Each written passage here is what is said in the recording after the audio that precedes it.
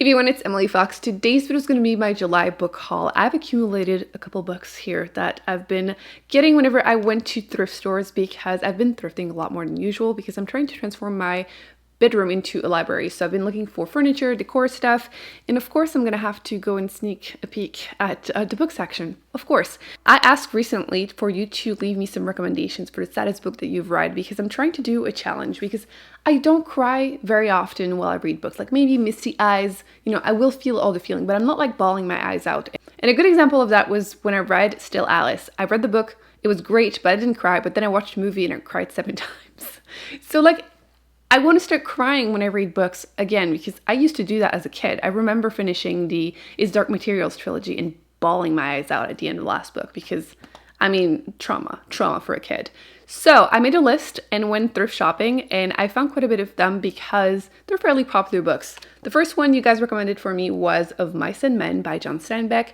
I recently read East of Eden by him and really enjoyed his writing, so I wanted to look for something else by him, and this one was recommended to me and it's fairly short, so I grabbed it.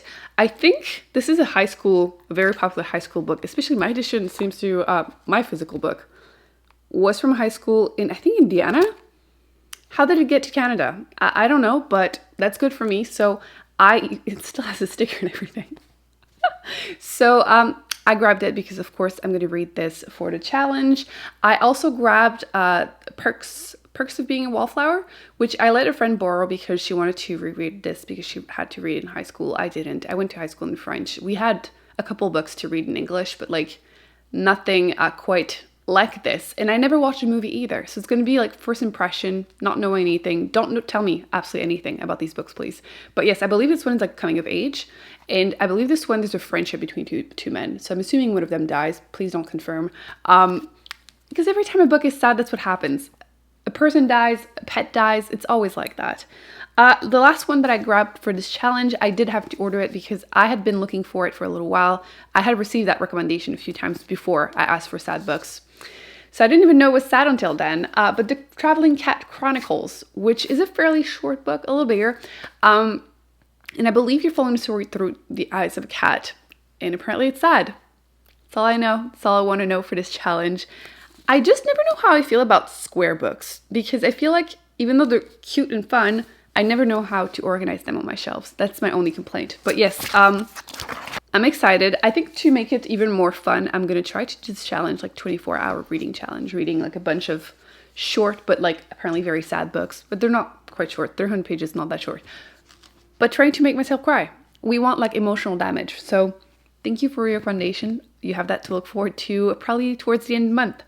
Completely the opposite of that, I picked up Planet Barbarians, which is a sci-fi erotica, which I haven't read an erotica on Booktube.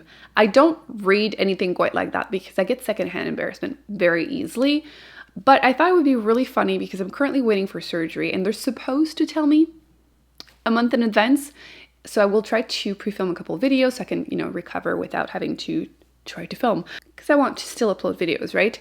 But I thought this would be a really funny video to like record myself live reaction, live reading the book 2 or 3 days before surgery. That way I will get some great distraction, probably will laugh my ass off, and I feel like it's an easy video to pre-film. It's going to be funny for sure. It has to be. So I haven't read anything. I didn't even open this book, but I'm really, really curious how it's going to go. It's probably going to be a shit show, I'm not gonna lie, but a fun one. I've also been very lucky and found 2 Emily Henry books. I read Book Lovers recently, and I'm not a romance reader, but I ended up really enjoying it, and I wanted to try more by her, so I picked up Beach Read and People We Meet on Vacation. I believe this one is a friend to lover, and this one I don't remember, except everyone keeps telling me that this isn't a beach read. But it's called Beach Read, so I will keep considering it a beach read. I'm probably going to try to read probably this one this month at the end of the book and vlog it because it's the summer. That's when I try like 1 or 2 romance a year, and hopefully I will enjoy them as much as I enjoyed Book Lovers. I've also been seeing a lot of hot sad girl book recommendations, and I don't know if it's going to be my thing or not. And I mentioned, I think it was my TBR, that it sounds like books that are made for people that rewatch Fleabag 1 too many times. And this was a call out for myself, by the way. I wasn't like calling out everyone, well, if it fits, you know. But I wanted to know if that was my thing or not because I keep seeing them and I want to decide, and I grabbed 2 books that I saw that sounded perfect for that category. So we have A Year of Rest and Relaxation. Honestly, I have a feeling I'm going to hate this because I grabbed the audiobook a couple years ago when it came out, I think 2018, 2019, and I returned the audiobook pretty much instantly because I just had like a visceral reaction to it instantly. But I know the main character is supposed to be really unlikable, so I wanted to give it a second shot, and to be fair, it has a really bright pink spine, so it just stood out between all the other books. So I grabbed it. I want to know how I feel about this one, if I hate it or not. In Luster, which I don't even know what it is about, except that I've seen it in these kind of videos. So I will try it. I'll let you know. Let me know if you prefer like a vlog of it or just me reviewing a bunch of them in a video and letting you know which ones I think are worth it or not. I want to discover if it's a genre for me or not. I've also been trying to buy books that I've enjoyed from the library more because I feel like my bookshelves are not necessarily representing me that well because I buy most of my books used, so I don't always find the ones I'm currently wanting to read, and I use my library a lot. Like 50% of the books currently that I've read this year were from the library, which I like doing that, but I feel like it leaves me with shelves that are not me. I don't have all my favorites, you know? So I recently read Kim Ji-young, born 1982, and I had to buy it because I absolutely loved this. I got this edition from the library. I thought this one looked prettier, and of course it is from the UK.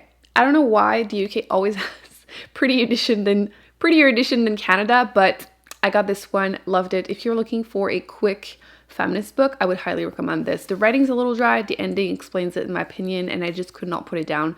Unfortunately, very relatable. Like for example, there's a scene where like her father, like when she's a teenager, basically tells her it's her fault if she has a stalker. Like, ugh. So yeah, if you're looking to be very frustrated, great book. I also saw this book and I knew I needed to order this. This is Sweet Bean Paste. I have been in the mood to read wholesome books somehow because in real life, people will ask me for book recommendations, and often, so often they'll ask me, oh, do you have anything that is like happy and funny? And like, no. I'm realizing I don't read these kind of books like at all, but this one sounded exactly like that. A little bit like, think like A Man Called Uwe, like these kind of like books that make you sad but happy. You're following a man who just came out of prison, I believe, and he starts learning from this sweet old lady how to prepare some sweet bean paste, and I think they just strike a friendship, and apparently it's wholesome. So I've been in the mood for that. I'm currently actually reading Legends in Lattes, which is a cozy fantasy. You're basically following an orc that decided to stop fighting, and she opens a coffee shop. And like, not much happens.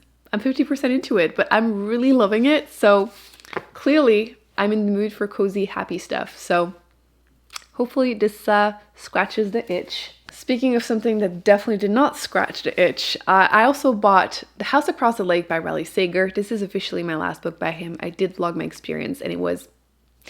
The problem with this one is that it feels like 2 or 3 books that were just shoved very badly together. I just resented everything about it. No. I like want to like his attempt to do what he did, but I just didn't care for any of it, like none. So I'm officially done with him, and I feel like I've been hearing more and more people say that some of the stuff that he puts in his book look very similar to other popular older books, which I haven't read that many old ones, so I can't say, but like I just feel like everything I hear about him, I dislike him more and more. So it's officially done, and it's okay. I gave him more than enough chances. Speaking of new releases, Upgrade. I don't have it yet, but I probably will whenever this video goes up because it's coming out any day now. And I love thriller sci-fi. He's definitely one of my favorite authors for this. Like, his prose is not great, but it reads like a movie, which sometimes you just want that book that keeps you up until 2 in the morning. And I feel like this will probably be just that. I really enjoyed Dark Matter, Recursion by him. They're really popular.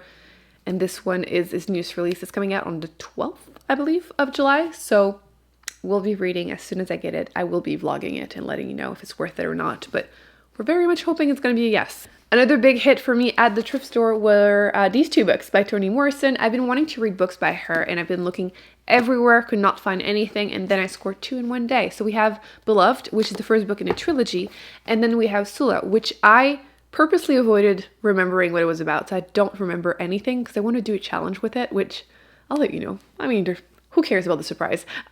Basically, I'm hoping to read a couple books that I think I'm going to give 5 stars to, like a prediction, but I know nothing about the book. because I'm trying to find new favorites, and I feel like that's a fun way to do that. And this one, I've heard really great things about the author, and this one just sounds very appealing to me. I don't know why anymore, but it sounded appealing, and it's green, so we're gonna go with that. So I will be reading that and probably something else one weekend and vlog it, and we're hoping for new favorites. But I thought that would be a fun thing, because I feel like I try sometimes books that I'm like, oh, there's a little hype, but I don't think I will love it.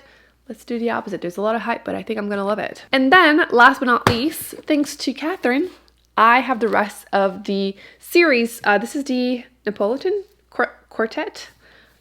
I read My Brilliant Friend, absolutely loved it. It's about female friendship. Basically, this woman retells her whole friendship story with her friend that disappeared. The first book is about girlhood, or children basically, and then we have The Story of a New Name, which is book 2, book 3, which is Those Who Leave and Those Who Stay, and then we have The Story of the Lost Child, which is the last book in the series, which I have been wanting to devour the rest of it because I really, really enjoyed book 1. It reminded me why I used to really enjoy like literary fiction or just contemporaries in general. Again, usually my main genres are fantasy and sci-fi. Not this year though. So I wanted to continue. I feel like this is perfect for the summer also, and can't wait to continue because the way the first book ended, oh my gosh, I need to know how the rest of the series is going to go. So yeah, cute little book haul. I feel like I didn't have like a huge quantity of books, but I feel like all of them I'm very excited to read them, which is always the best, I feel like. So I hope you enjoyed this video. Thumbs up, subscribe. Let me in the comment section if you have read any of these and which ones I should prioritize, and I will. And I will be putting more videos on the screen that I recommend you check out, and I will see you in an upcoming video very soon. Bye. Kiss on a cheek, or loving just like we